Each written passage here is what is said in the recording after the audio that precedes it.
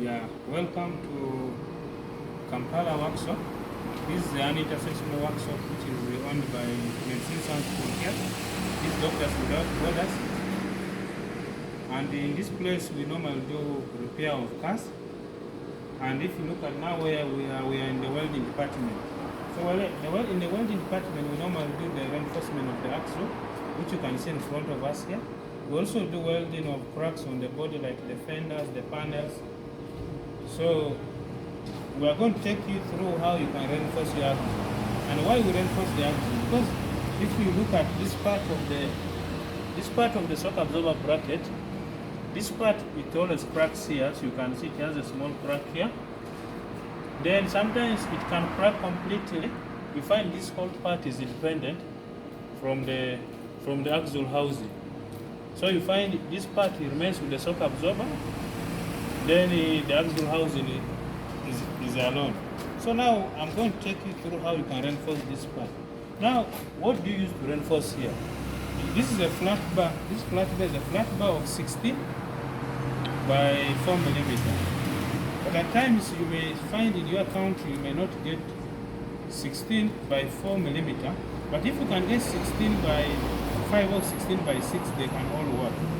So now when you are going to start this weld reinforcing, now when you have seen the crack, you will first weld the crack. After finishing welding the crack, then you get this flat bar. Reinforcing, you start it from the flat side. You look at the shock absorber bracket. So you put this side, this is the flat side.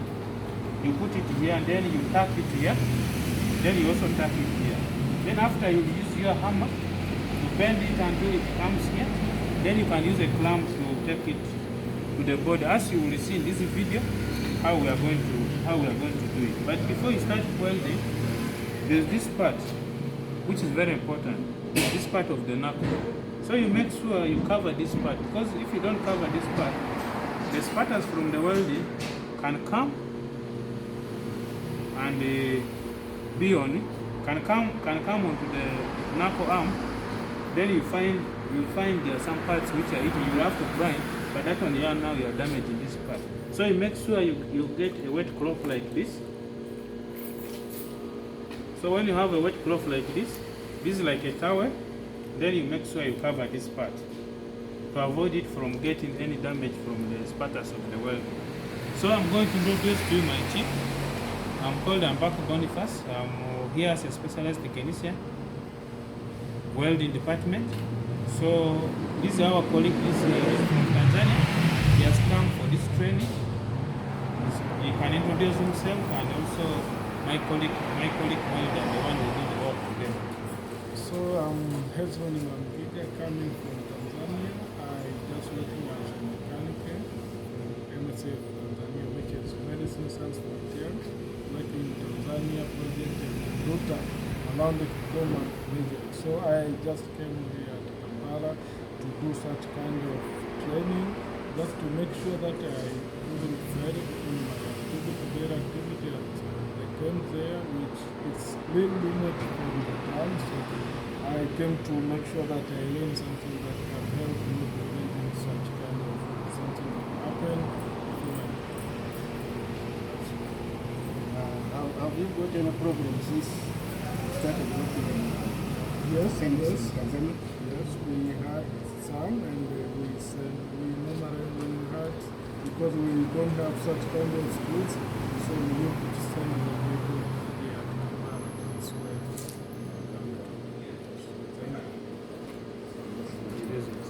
I'm Hamad Bagawa, welder technician. This is Mbako Boniface, it's my colleague. We've been working together like 7 years. But now, mine beyond Mbako, I've worked here for 15 years. I've trained in work for 7 years. Now, it's a specialist in welding and fabrication. Yeah, thank you, Ahmed. So I think for me it is quite interesting to have been working with Ahmed all these years, because by the time I came here, I came as an intern, as a student.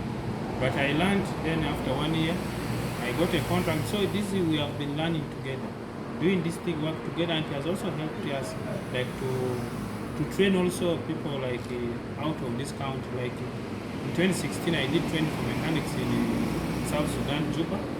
Also in 2019, I did the same training in Agok, whereby now they are very independent. They can now do such welding by themselves. I think that's something very important we need to do, because there's life after MSF. Because we may not be in MSF after maybe some years or next year or some years to come, but we need to leave a legacy. We need to train more people so that they can keep on doing the work which we have been doing, because there are challenges always in the field. They are there. So we are going to now take you through the welding. So when you are watching this video, you be attentive. I know it will help you. It will help you a lot, because I know there are some teams they came here, they did not get the opportunity to have the Axel with them. So I think this will also help them.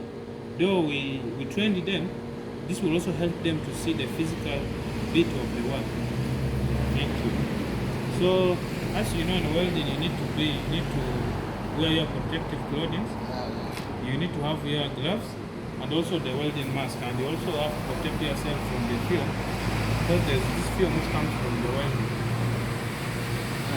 Before we go back, Ambako, can you tell us the millimeter of the flat bar? Yeah, this flat bar is the width is 16 millimeter, but the one we're using currently now is 16 by 6 millimeter. But if you get 16 by 4 or 16 by 5, they can all work. It depends on your count what you have. But at times you may not have 16. But if you still get 20, a width of 20 by 4, 20 by 5, 20 by 6, they will all work, because it will now depend on the context.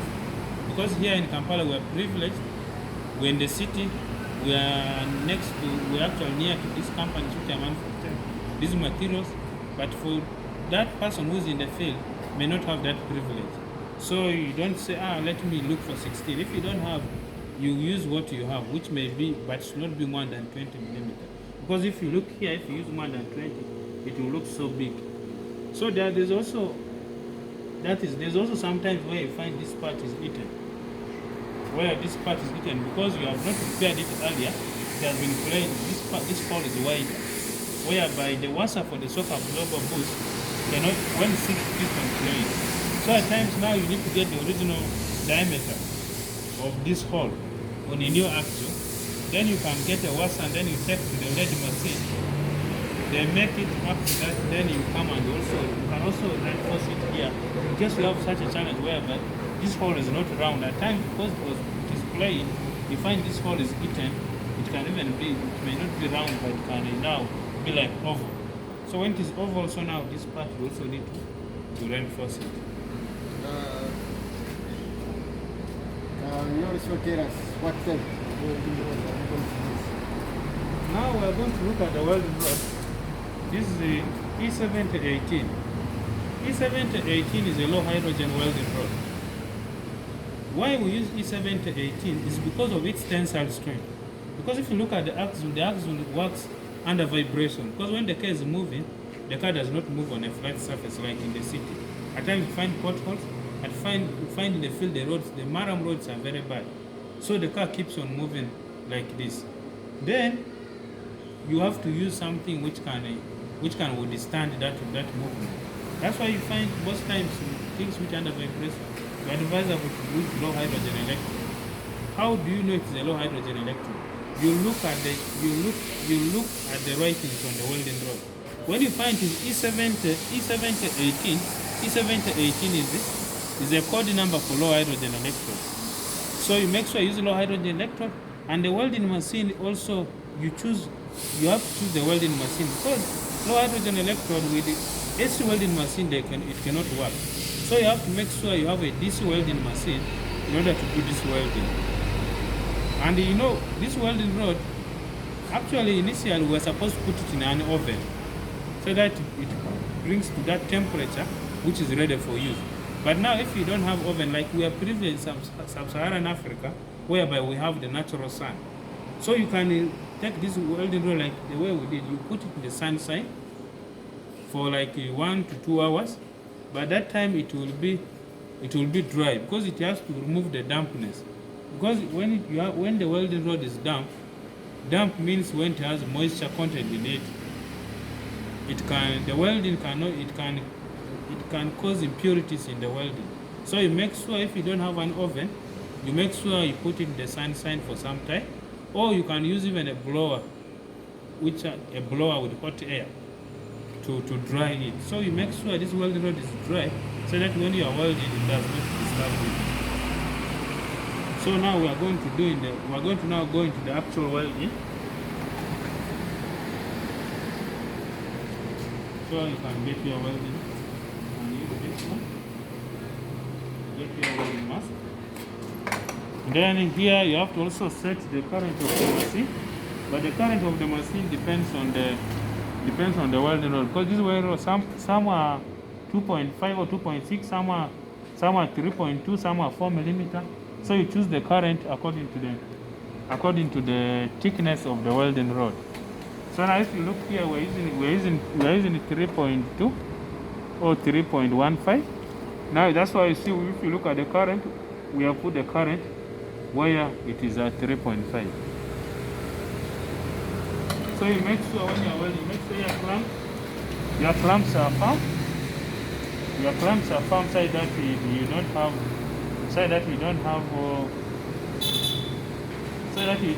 you are welding. When you are welding, it does not stop abruptly. Make sure your clamps are firm. So I have to now put on my gloves, and you make sure like when you are doing welding, at least you have leather apron to cover yourself, and you also have to put on a safety suit.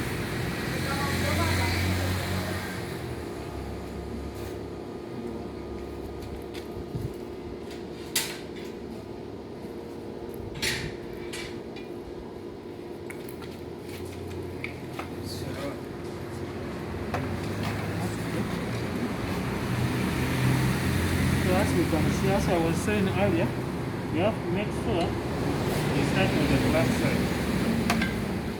But you said when you are making the spots, you use another welding rod. So as you can see, he has here a normal welding rod, the ordinary welding rod, the E6-13, because at times the E7-18 is very hard to do spot welding. So you can use this one to first do the spot welding. Then when it comes to the actual welding, now you use the E7-18. So as we are going to see, let the camera on the other side.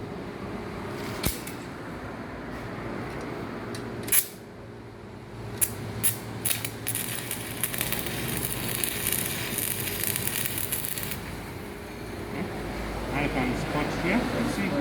You will see the way how he's spotting it.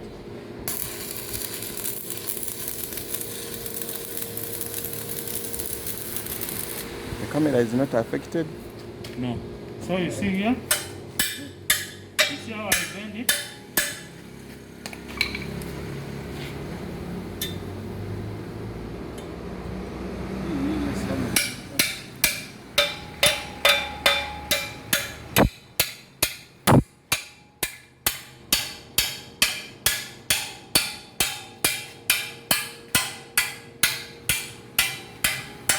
Now, as you can see, you have now bring your clamp.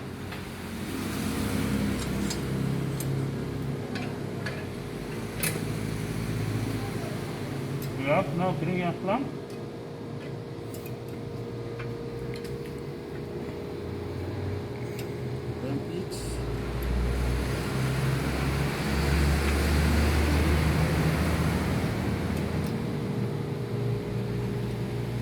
Then when you clamp, you can keep on knocking here. Then you clamp. Then when you see here there's no gap, then you can do your spot here before you take this one further.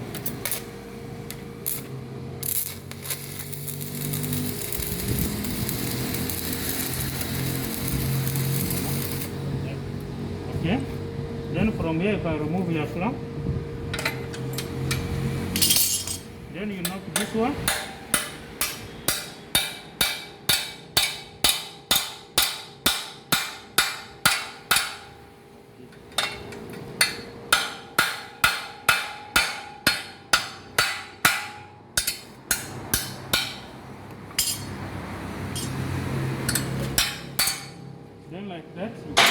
chip in the hammer.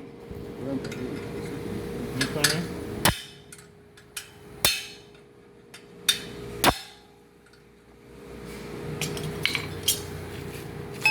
And like that, you can clamp it again.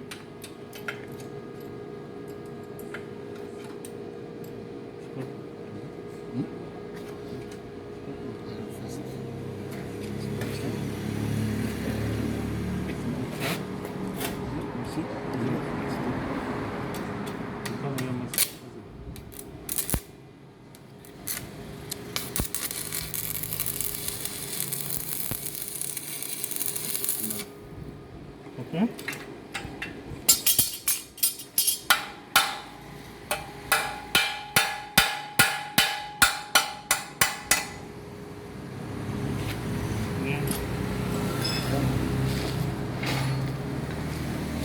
Then you can get a chip in hammer like this. Then you knock this side. You make sure it is touching the body. And that's okay. Then we can go to the other side. And now, that's one thing.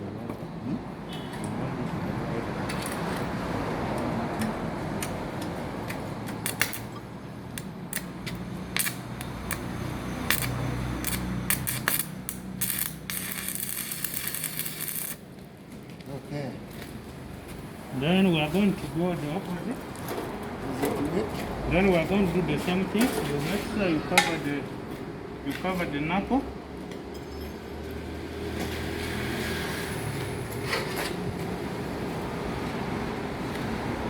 Then you also start the same.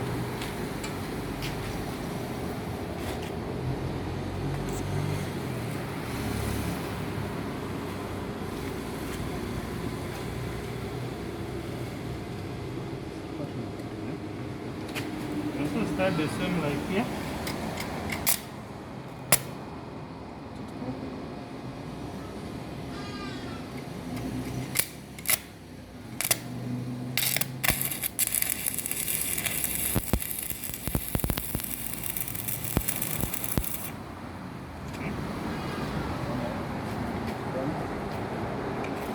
Then you can make sure here it is flashing. We say we are not going to start to make sure it is flashing here. Must be flashing. It must be not flashing.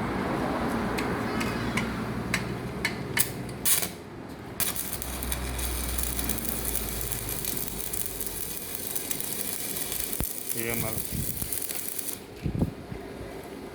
Off.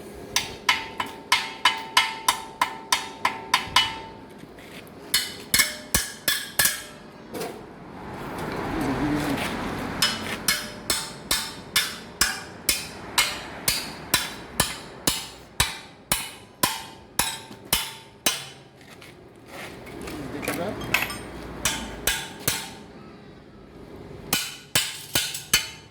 Now as you can see, this side is down, so you have to knock it to bring it upside that here. It's flashing. Clamp it. Then you put your clamp.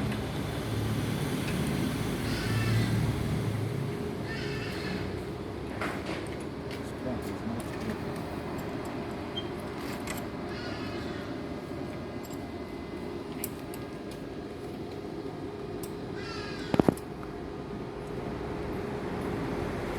Okay. Okay. Make sure that it must Make be sure here it is flashing.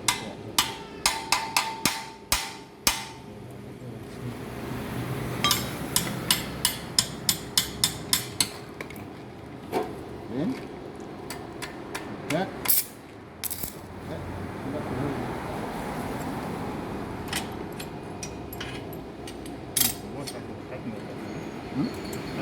You clamp it from this.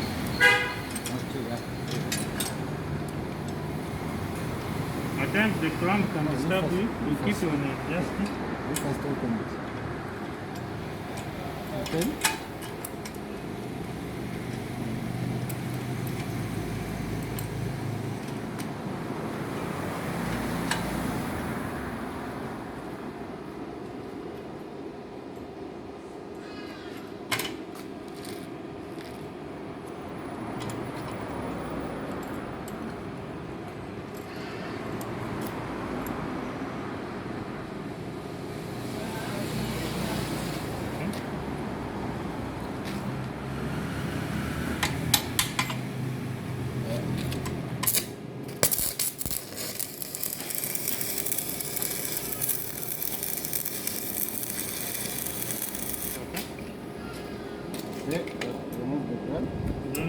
the clamp.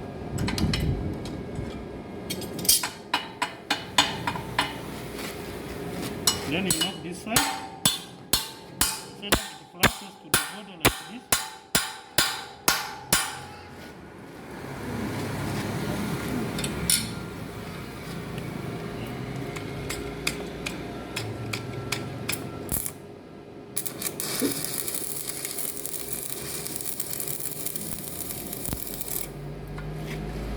Then you continue knocking.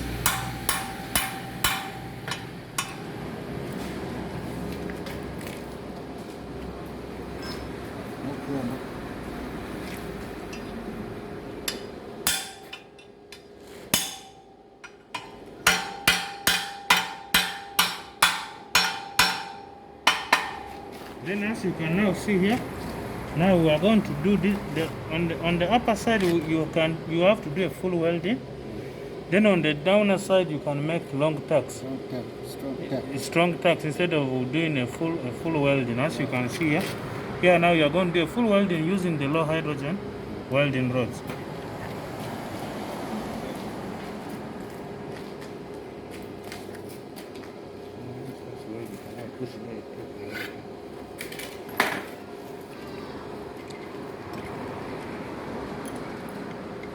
This is low hydrogen. Yeah.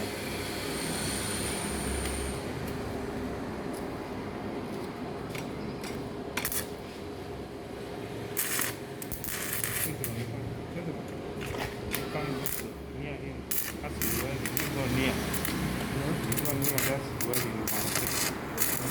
Keep on near the road.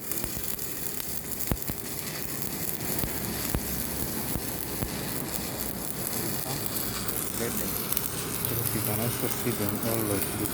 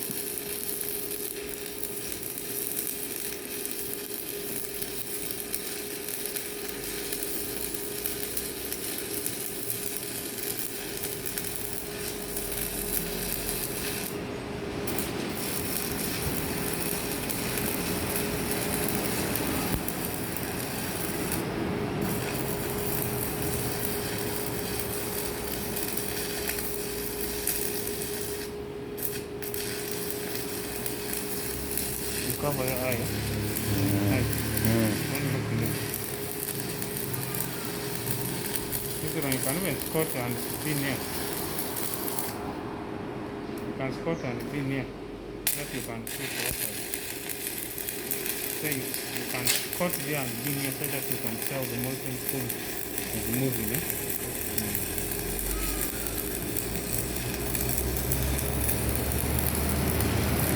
Look here.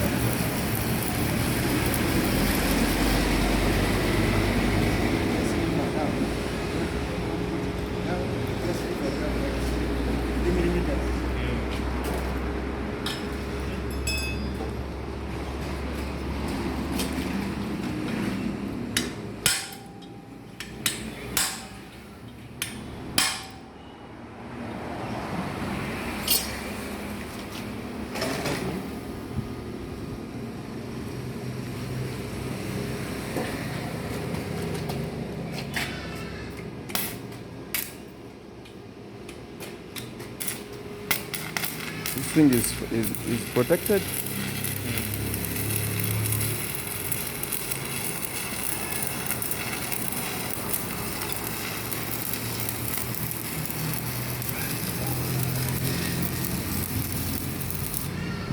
Okay. Now you can leave the weld inside. Not like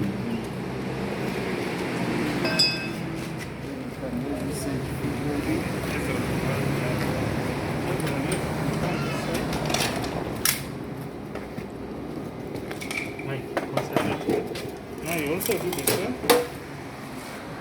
Put Yes, water. The same you have also this side. There's water. Put water more. You first mix it in water to make sure that it is wet. Then you cover here. You make sure it is covered. In case you don't have this towel, a rag, if you have grease, Yeah. smear it with You grease. smear it with the grease in case you don't have any. But I know you cannot fail to get a rag. You can. So now we are going to weld this one. Let's cut near there.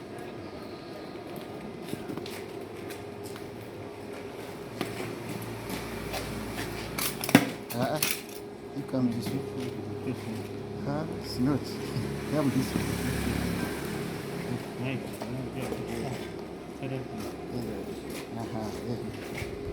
Okay. As you are going to see now, when it comes to welding, you have to be near the welding. You don't be very far from the welding. Even the hands, you make sure It has to be flexible. Must be free. Yeah. It has to be The flexible. knee. Free. Because when you put on the knee, the movement of the welding load, Yeah, you yeah. reach somewhere and stop, and by the time you want to lift it, you are already rust. So we are going to start and that will be here. So it will be this way. Okay?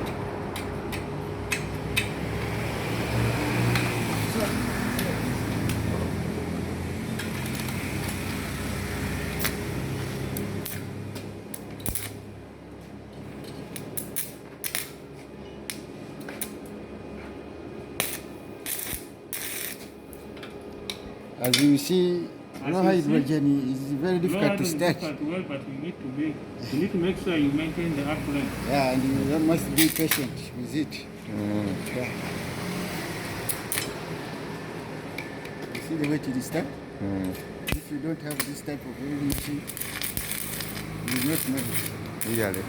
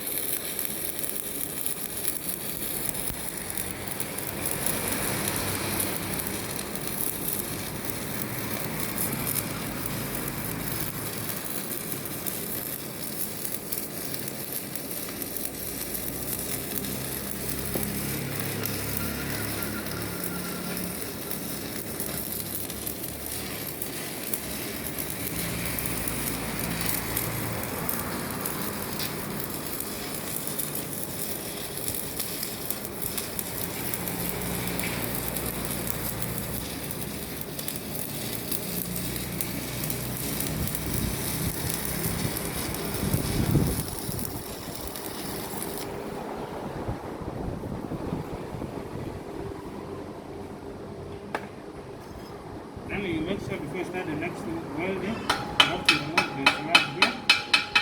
Then wherever you can start the welding, you have to like the breaker.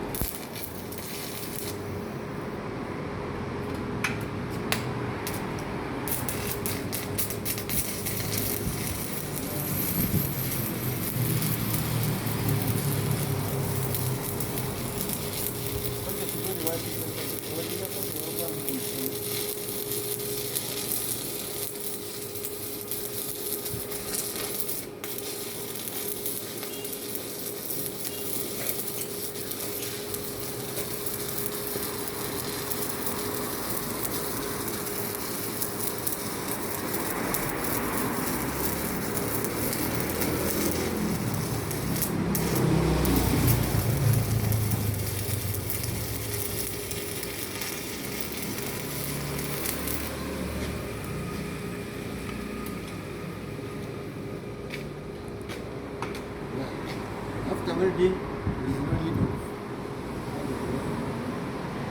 Don't put water. You leave it cool down slowly.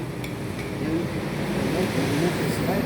After removing the slab, you grind a bit. This is the way how to remove the slab. You see?